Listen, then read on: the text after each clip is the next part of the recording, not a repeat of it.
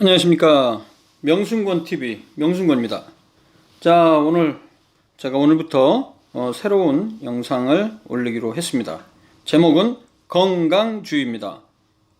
건강 칼럼 읽어주는 의사.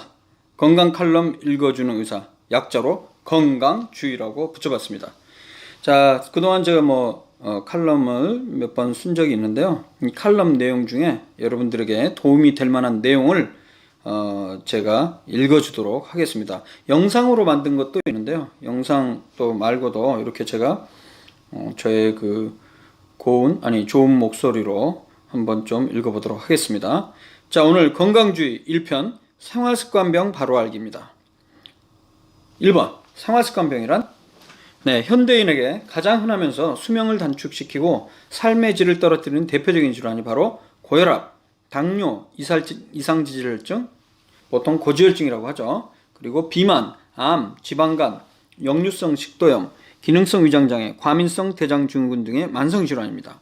이렇게 보다 보니까 우리가 알고 있는 가장 흔한 중요한 질환들은 거의 다 들어가 있다고 보면 되겠습니다. 이러한 병들은요, 공통적으로 생활습관 때문에 생기기 때문에 생활습관병이라고 불립니다. 예전에는 성인병이라고 불렸었죠. 보통 40, 50대 이상의 성인이라면 방금 얘기한 생활습관병을 한두 개 이상은 갖고 있는 경우가 많습니다. 20, 30대의 경우라도 비만이나 지방간, 기능성 위장장애, 과민성 대장증후군을 갖는 경우가 적지 않죠. 자, 그렇다면 이 생활습관병의 원인은 무엇인가? 생활습관병의 원인은요, 말 그대로 잘못된 생활습관입니다. 흡연이나 음주, 비만, 고기의 과다 섭취, 운동 부족, 과일과 채소 섭취 부족, 짜게 먹는 습관이 대표적이죠. 자, 이 7가지 해당되는 게 하나도 없다면 여러분들은 방금 앞서 얘기한 이런 생활습관병의 위험성이 거의 없다고 봐도 되겠습니다. 이 생활습관병은 부모가 가지고 있으면 자식도 이런 경우가 많아 이른바 가족력이 있다고 이야기를 하죠. 하지만 가족력이 있다고 해서 다 유전이 되는 것은 아닙니다. 가족력이 있다는 말은 같은 질병이 한 개 이상 같이 있다는 것인데요. 이 원인의 대부분은 바로 가족 내에 공통된 생활습관 때문이라는 거죠. 물론 유전적 원인도 암 같은 경우도 한 5% 유전적 원인이 관여하는 것으로 돼 있고요. 하지만 많아도 10% 이상 차지하지는 않습니다. 대부분의 경우 이러한 가족력이 있는 암을 비롯한 여러 가지 심장병 혹은 여러 가지 생활습관병들이 있다면 그건 바로 공통된 생활습관 때문이란 것이죠. 즉 부모가 흡연을 하거나 비만하거나 음주를 많이 하거나 운동을 하지 않는다면 자식들도 비슷한 생활습관을 갖게 되기 때문에 고혈압, 당뇨, 이상지질혈증 등의 생활습관병이 많이 생기게 되는 것이죠. 그렇기 때문에 반대로 우리 집안에 그런 생활습관병을 가진 가족들이 많다 할지라도 내가 올바른 생활습관을 갖고 있다면 해당 생활습관병을 낮출 수가 있습니다. 심지어 암의 경우에도 가족력이 있는 경우 유전적 원인은 대개 5% 미만이고 많아도 10% 이내며 많은 경우 생활습관 때문에 생기는 것이기 때문에 나 자신이 올바른 생활습관을 가진다면 암도 예방이 가능하다는 의미가 되기 때문에 결코 낙담하거나 불안해할 필요가 없습니다. 자, 그렇다면 세 번째, 생활습관병의 예방과 치료는 어떻게 하나? 암과 같은 몇 가지 특수한 질병을 제외하고요, 대부분의 생활습관병은 생활습관 개선을 통해 예방하거나 치료를 할 수가 있습니다. 즉, 담배를 끊고 술을 줄이고 먹는 것을 줄이고 운동을 규칙적으로 시행하고 간식을 줄이고 싱겁게 먹고 기름진 음식이나 고기를 줄이고 과일과 채소를 골고루 먹는 것을 지금 바로 시행하면 생활습관병을 이겨낼 수 있다는 것이죠. 이 내용 너무 뻔한 내용으로 볼 수 있겠지만요, 최근 50년 혹은 70년 이상 동안 전 세계적으로 발표된 사람을 대상으로 관찰한 수백 편, 수천 편의 역학 연구 결과를 종합한 결과고요. 의학적으로 근거가 확립된 내용이니까요. 쉽지 않지만 계속해서 지속적으로 개선을 위해 노력한다면 결국 생활습관병을 이겨낼 수 있겠습니다. 자, 그럼 네 번째 질문. 생활습관병 중에서 고혈압, 당뇨, 이상지질증은 반드시 약을 먹어야 하는가?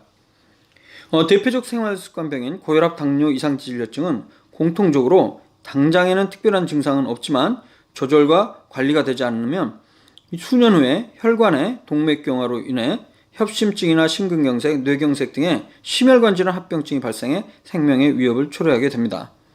근데 적지 않은 경우 일부 적지 않은 의사들이 이런 병을 진단하자마자 환자분들에게 생활습관 개선보다는 바로 약을 처방하는 경우가 많습니다. 하지만 원칙적으로 이 병을 진단받으면 3개월이나 6개월 정도까지는 약을 먼저 쓰지 말고 생활습관 개선을 시도하는 것이 중요합니다.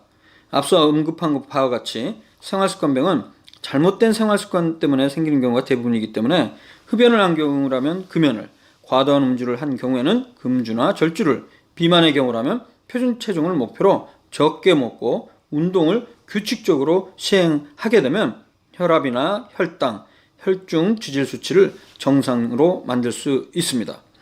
예를 들어서 정상 혈압은 수축기 혈압이 120, 확장기 혈압이 80 미만인데요. 보통 120에 80 이렇게 표현하죠. 이런 경우에 날짜를 달리해서 최소한 2회씩 총 4회에 걸쳐 혈압을 측정한 다음에 평균적으로 수축기 혈압이 140 이상이거나 확장기 혈압이 90 이상인 경우 고혈압이라고 정의를 합니다. 일시적으로 혈압이 오를 수 있기 때문에요. 1회 전 혈압이 높다고 해서 바로 고혈압 환자가 되거나 약을 바로 먹을 필요는 없습니다. 실제 외래에서 수축기 혈압이 평균적으로 160 정도 이상으로 나왔어도 약을 복용하지 않고 생활습관 개선만을 시행한 경우에 1, 2개월 안에 140 이하로 낮추는 경우가 상당히 많습니다. 하지만 모든 사람들이 생활습관 개선을 통해 정상이 되는 것은 아닙니다. 적극적인 생활습관 개선을 3 내지 6개월 시행했는데도 불구하고 혈압, 혈당, 혈중 지질 수치가 정상으로 되지 않는 경우에는 약을 반드시 복용해야 합니다. 자, 5번째 질문. 고혈압, 당뇨, 이상지질혈증을 치료하는 약들은 한 번 먹으면 평생 먹어야 하는가? 네, 반은 맞는 말이라고 봐야 합니다. 예를 들어서 항암제나 항생제와 같은 약은 해당 질병 자체를 완치할 수도 있습니다. 하지만 항고혈압제, 당뇨병 치료제, 지질 강화제와 같은 치료제는 복용하는 동안에만 수치를 정상으로 유지하고 복용을 중단하면 다시 수치가 오르게 되기 때문에 대개는 평생 먹게 됩니다. 하지만 현재 약을 복용하는 사람들 중에 진단받을 당시 생활습관 개선의 과정 없이 바로 약을 복용했던 경우에는 주치의의 관리하에 생활습관을 개선한 후 약을 줄이거나 끊는 것을 시도해 볼 수 있습니다. 실제로 저 같은 경우에도 환자분들 중에 수년 동안 약을 복용했지만 금연, 절주, 표준 체중 유지, 규칙적인 운동 등 올바른 생활습관 개선을 통해 약을 완전히 끊는 경우도 적지 않습니다.